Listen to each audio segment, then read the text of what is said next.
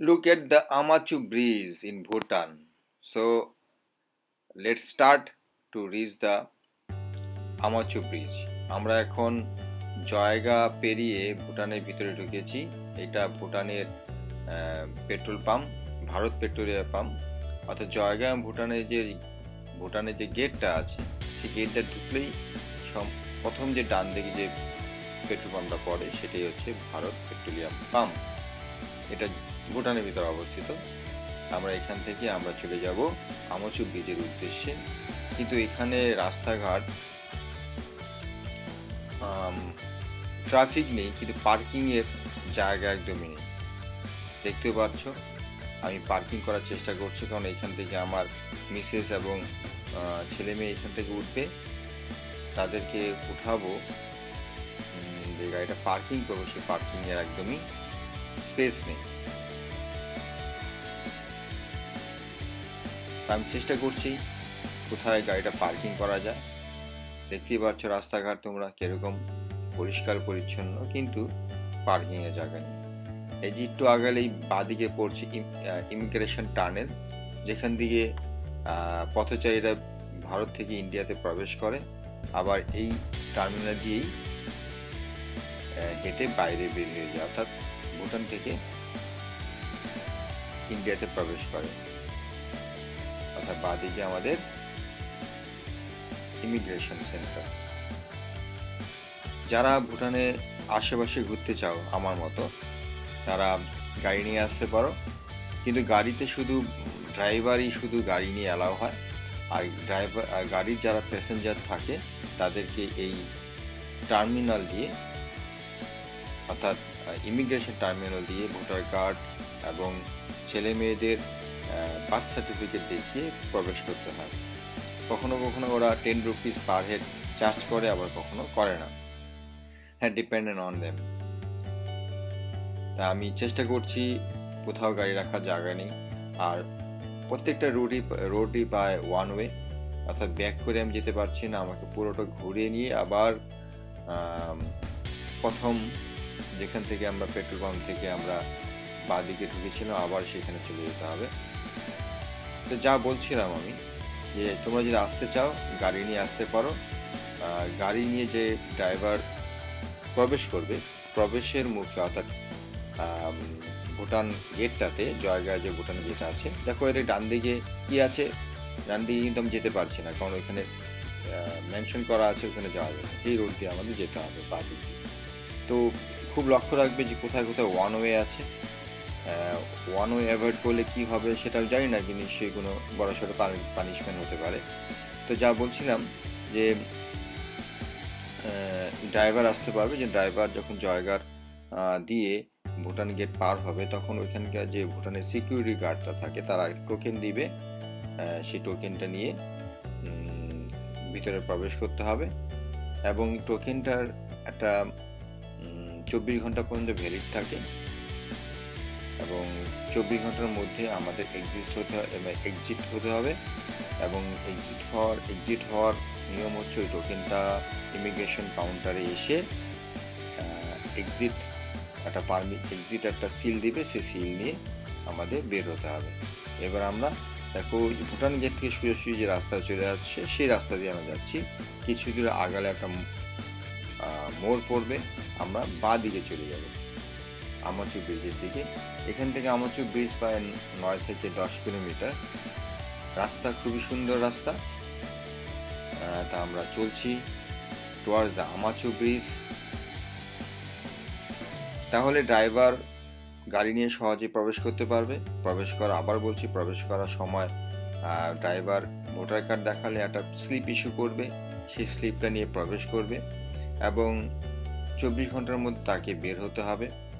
বেরোনোর আগে ইমিগ্রেশন কাউন্টারে তাকে ওই স্লিপটার মধ্যে একটা স্ট্যাম্প মেরে নিয়ে আসতে হবে। স্ট্যাম্পটা আবার বেরোনোর সময় গেটে যে সিকিউরিটি গার্ড থাকবে তাকে সেই স্লিপটা দিয়ে বের হতে পারবে।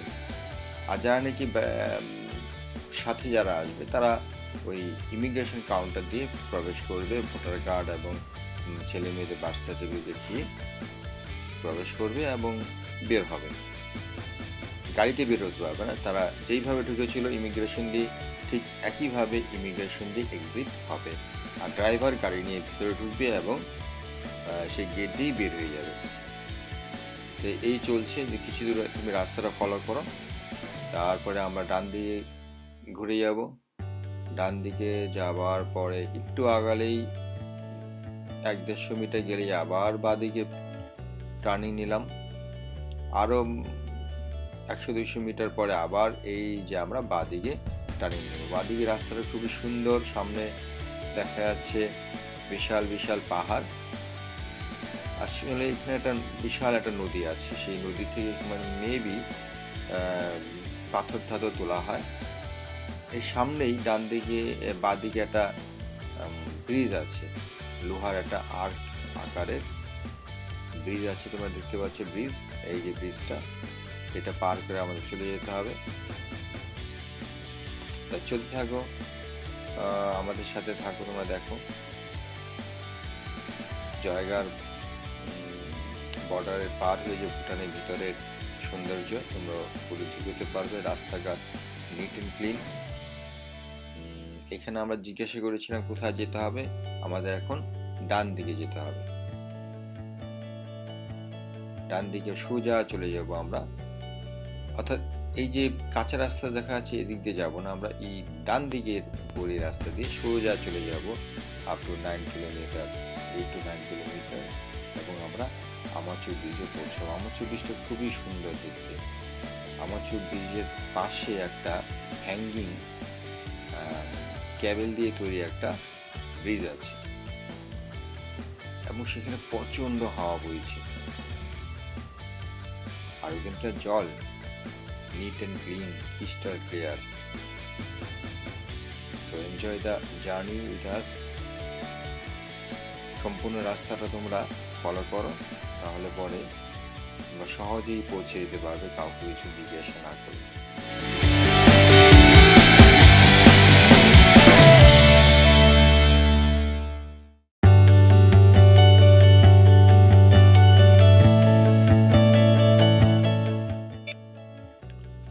So those who live in West Bengal, mainly in Kuchbihar, they can easily reach Bhutan to enjoy the scenic beauty of Bhutan.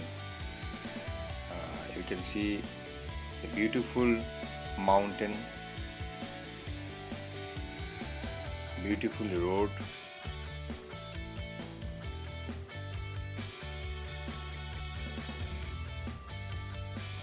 so within a certain limit, certain area, anybody can travel inside the Bhutan. After that boundary or maybe some limit, you need some permit, and which is very much costly.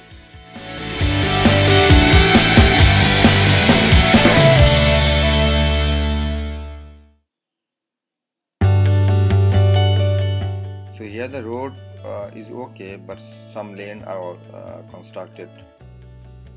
The construction is going on. You can see here on the right side there is another petrol pump.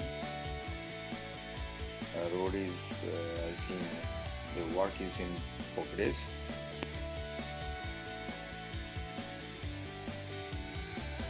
So those who live near Joyga can avail this facility to enjoy the scenic beauty of Bhutan within a day by his or her personal car. So only the driver and car can easily enter into the Bhutan by showing the voter card of driver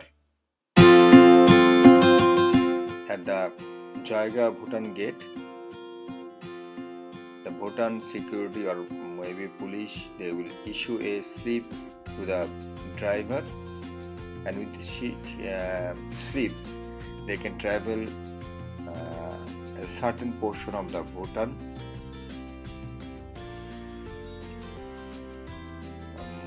within and he have to return within 24 hours. And at the time of return, the slip which is issued by the police, that have to seal of exit, and this seal you have to hand over to the police at the point of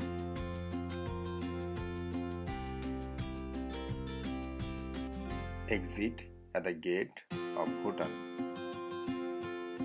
So, and the passenger cannot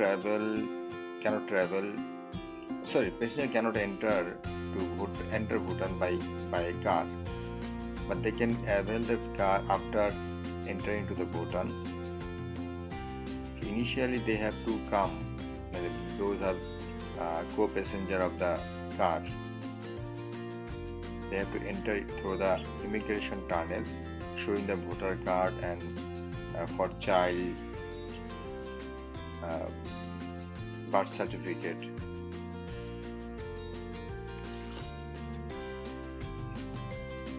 So you can see the scenic beauty. Although we have reached the Bhutan very late, it is about late evening, near about 5 to 6 p.m. We have stopped here for certain while, and then we started from here towards the right side. From here it will take only 5 minutes. You can see the road is very wide, and it has some mountain beside the mountain, and it has some slope, means we are climbing.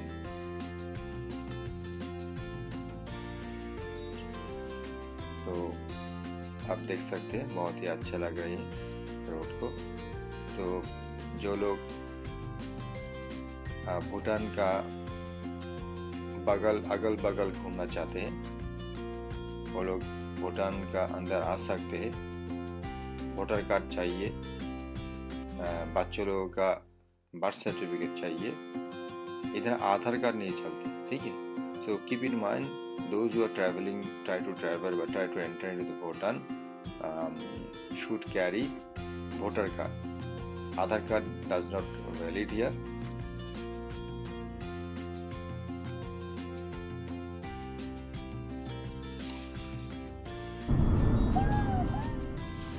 So we are near to reach the Amachu Beach. Look at Amachu Beach. You can look through the dashcam of my car. The arc type Amachu Bridge. Beside that bridge there is a hanging bridge.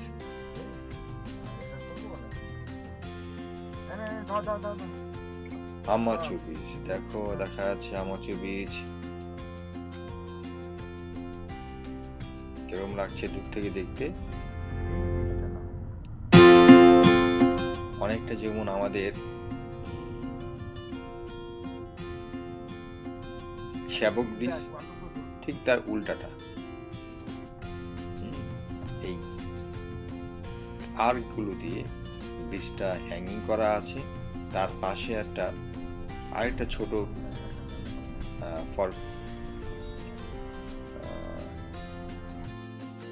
এই দেখা যাচ্ছে পাশে একটা ছোট একটা hanging bridge আছে। এখানে আমরা কিছু ছবি নিয়ে নিচ্ছি। এই দেখো জলটা দেখো কত সুন্দর, the wonderful water, crystal clear water. It's a night view. This is the hanging bridge beside this big bridge. इसमें लोहा का पत्ती से मैंने किया ब्रिज को बनाया हुआ है। इसका बगल में